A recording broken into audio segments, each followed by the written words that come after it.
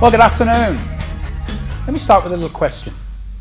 When you think about leaders and leadership, what sort of qualities come to mind? What sort of adjectives do you start to use when you're thinking about a leader? Decisive, assertive, you're allowed to answer any of these if you like, single-minded, focused, competitive, go-getter. Are those the sort of adjectives that we tend to associate with leaders? Yet if I take those adjectives and apply them to a woman, she's a bitch. And it's not just women. That same problem applies to anyone whose management style could best be described as empathetic, empowering, caring, nurturing, supportive, collaborative. Oddly, the very qualities that right now in this service and information world are the qualities we most need. As you all know, I'm transgender. That means, in simple terms, I was born with a male body and a female brain.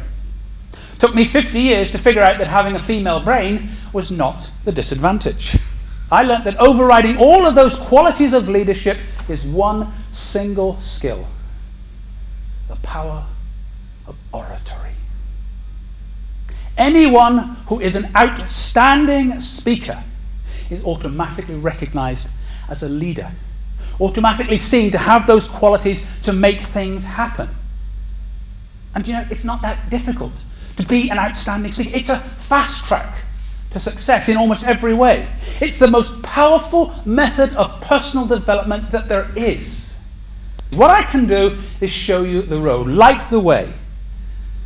Bring together 30 years of experience in acting training, speaking training, working with professional speakers, amateur speakers, into a formula, a simple little formula that I found works to make a really, really outstanding speech. That's the problem with change. If I ask you to do something different, ask you to change, it's uncomfortable, it's difficult, it's awkward. Now think about it, 99% of everything we do by habit, and there's a reason for that. We use habit as a means of survival. When your parents taught you to stop, look and listen, they set up a survival habit that means you're still alive today, you were not run down. When your driving instructor taught you all those lessons for how to not get killed while you're driving, it set up a survival pattern that allows you to drive 100 miles and not even notice that you were driving anywhere. Everything run on habit. But if you want to be different to the way you are right now, you've got to change the habits. B, what I would like you to do, very, very simply, I would like you to complete the following sentence as many times as you can in a very short space of time. That sentence is, I like myself because. I like myself because I'm sexy. I like myself because I'm transgender. I like myself because I'm a man, because I'm whatever it is. And if you can't think of anything, lie. Okay? Off we go. I like myself because, as many times as you can. Okay, fine. Thank you. A, your turn now, same thing, just as many times as you can. I like myself because, and keep it going as fast as you can. Just want as many as you possibly can, very short space of time. Keep it going. Off you go. I like myself because. I